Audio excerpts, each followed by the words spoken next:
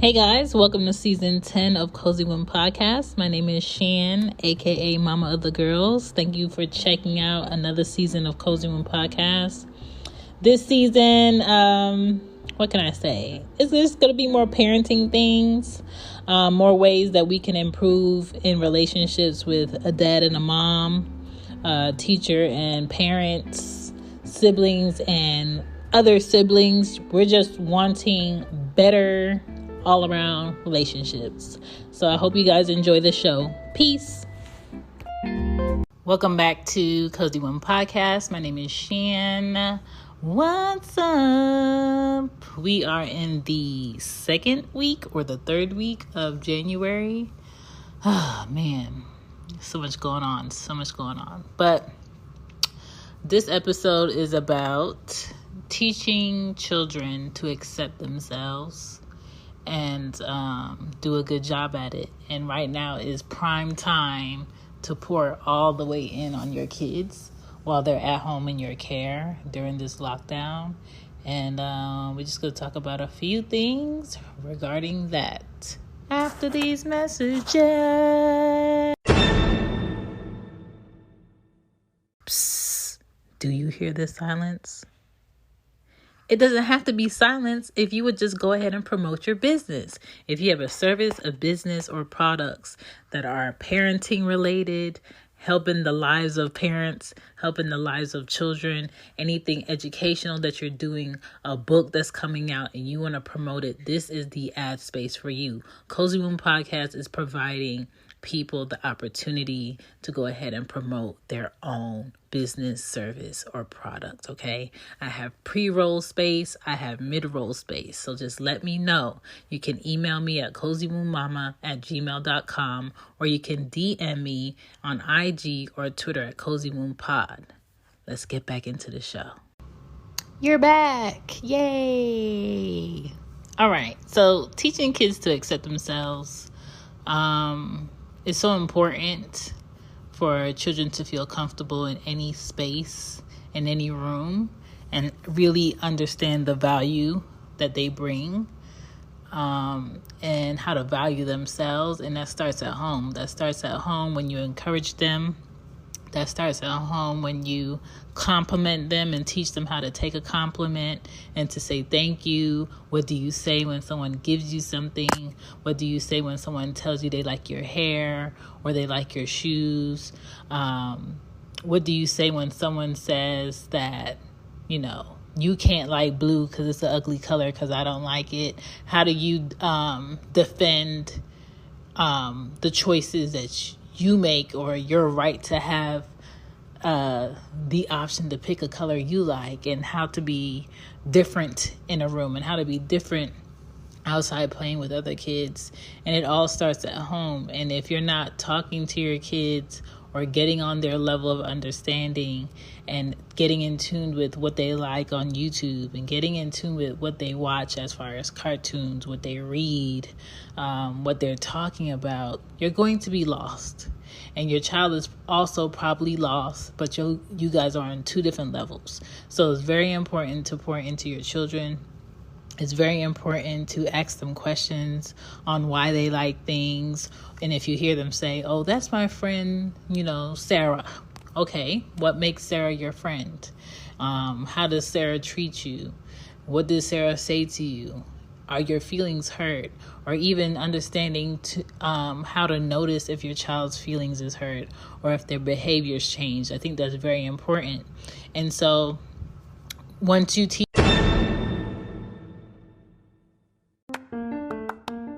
Hey guys, hope you're enjoying the show. Don't forget to check out teespring.com/stores/Cozy shop, where you can find hoodies, mama stuff bag, hoodies for kids, fanny packs, mugs, t-shirts for dads, socks for moms, and sweatshirts. All right, I got your merch on there. I also have Mama's Cozy Shop, which is a cozy shop for mama like things. All right, back to the show.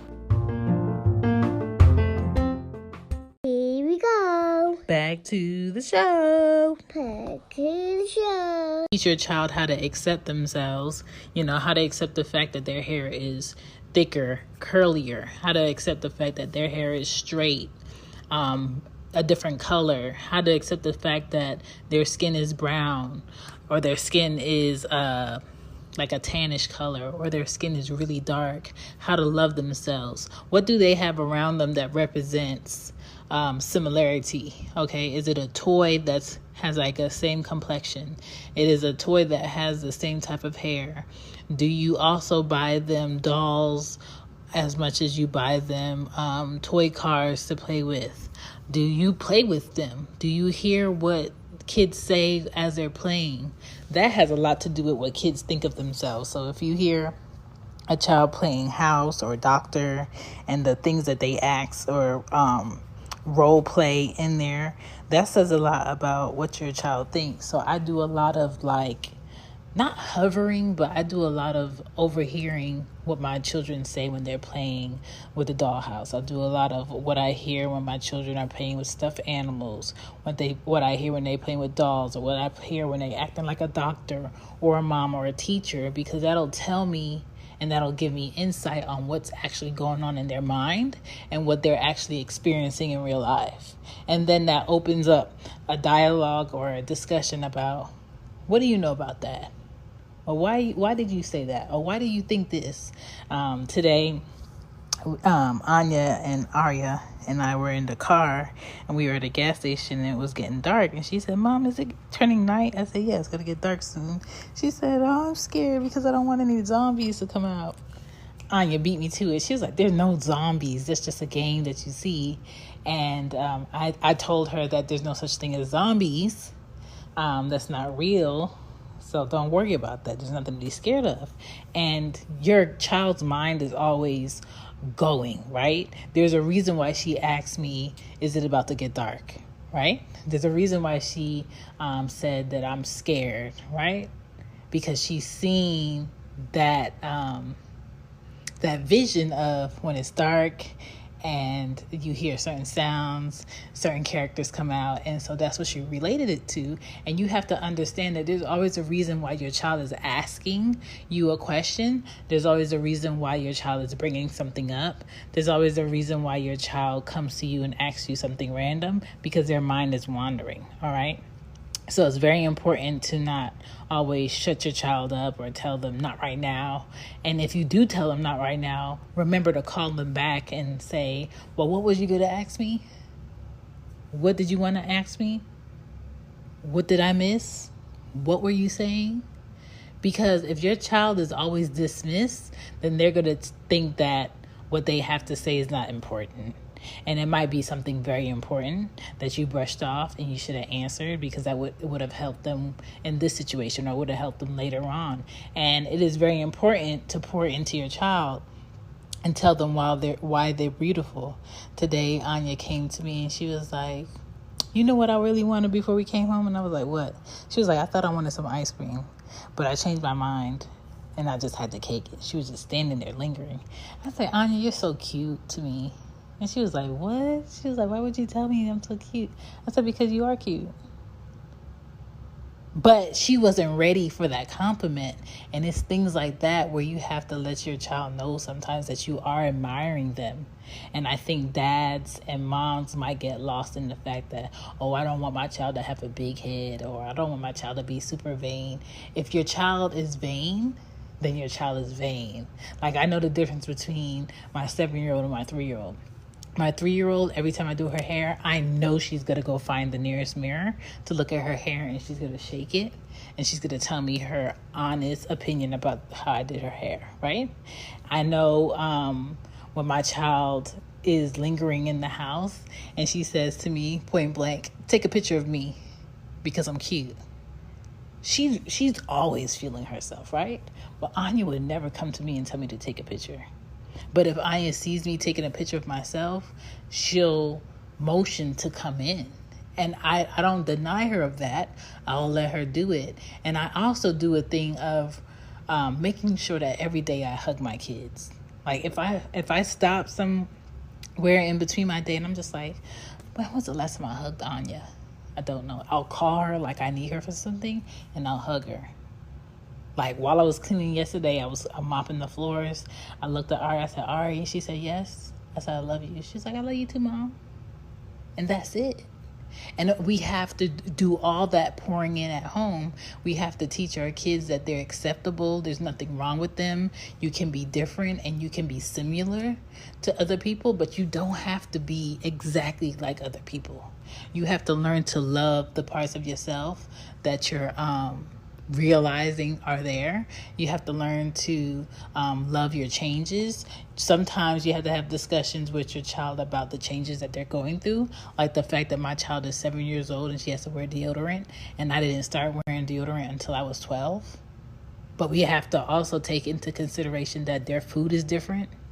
Their the way that they socialize is different. The things that they might feel as far as their emotions a bit earlier are different, because they're flooded with so much information now and they have so much access. When I was Anya's age at 7, I didn't have all that access. Like, I can get to the TV if my brother didn't beat me to it and watch Gargoyles. Sometimes I couldn't watch Care Bears when I wanted, you know what I'm saying? And my feelings weren't as involved into the shows and into the things that other people were talking about that had the right to go out and experience more at that age. But now she's exposed to all of that. So I have to dig in. I have to have discussions with her that I probably wouldn't have. Today, what did I talk to them about? Anya asked me how many people are there in the world. And I said, there's billions of people in the world. And she was like, oh, well, how many people die every day? I said, millions of people die every day. And I made it a point to tell her, like, you know, it's January 13th and already there's been over 1.1 million abortions. And she said, what is an abortion? Now, this is not a conversation you would typically have with a 7-year-old, but I wanted to inform her of what an abortion is. And I said, abortion is what some people have when they don't want to have a baby, when the baby is really, really small. Before the features come in, the hands and everything, they take it out of the mom because they don't want to have a baby. And there's been over 1 million of those, and it's this year, and it's only January 13th. So I wanted her to understand, like, every day we're getting new babies and new humans, and every day we're losing so many people, that it's very important for you to be completely within everything that you are. And you're completely, lucky and you're given life, and you have to make the most of it, because so many people don't even get the chance to live life because other people are making the decision for them. So kids learning to accept themselves is very important to me. Kids learning to accept themselves should be important to teachers, should be important to the elderly, should be important to older siblings, should be important to other parents, because those are the minds of the future. Those are the little people who are going to take care of us and make decisions for us when we get a bit older, and we have to make sure that we're pouring into them and allowing them to be truly who they are, because you don't know who you're raising. I could be raising like 2 amazing creators or 2 amazing inventors. I could be raising the next world leaders as women, and I don't even know it. But every day I have to do my best to make sure I'm pouring into them correctly. Make sure I'm doing everything right that I should be doing. Make sure I'm fully involved and being honest with my kids on what their possibilities are. And I have to tell them how wonderful they are. I have to tell them what I notice that they need to work on. I have to tell them when I feel like they're doing a great job. I also have to tell them that, you're going to go outside. You're going to go to school. You might be on the playground and somebody doesn't want to play with you. And that's okay. And I have to tell them that, You don't have to listen to every child and what their opinion is about the things that you like. And that's okay. And that is about accepting themselves for who they are. And you have to make sure that your kids are comfortable in who they are before you send them out into the world, because the world is always telling our children that they're not enough. The world is always telling our children that they have to do better. And the world is always ignoring our children's accomplishments. So we have to make sure that we're loud about it at home. And we're loud about it when we have to cheer them on in the street. And we're loud about it in front of other people so they can understand that just because you don't want to praise my child when you see that they're doing great things, I'm going to do it. So please, please, please accept your children for who they are. They are a part of you, but they are not you. So do not raise your children to be who you were at that age. They're better. They're more advanced, and they're exposed to way more than you had. So be their guide, be their teacher, and you have to also be a teacher while you raise your kids. And y'all should just grow together and be great. And that is my jits on teaching your kids to accept themselves. Thank you for listening to Cozy Womb. Please check out the merch on Cozy Womb shop on Teespring. The link will be in the bio of this episode. Also, Mama's Cozy Closet. I added a few things on there, and some great things coming up for this spring. Right now, I'm working on the June Father's Day month 10-minute shorts. So I will be sending out some pitches for people who want to join that. I'll make a poster about it soon. So hold tight. Thanks. Bye. Bye.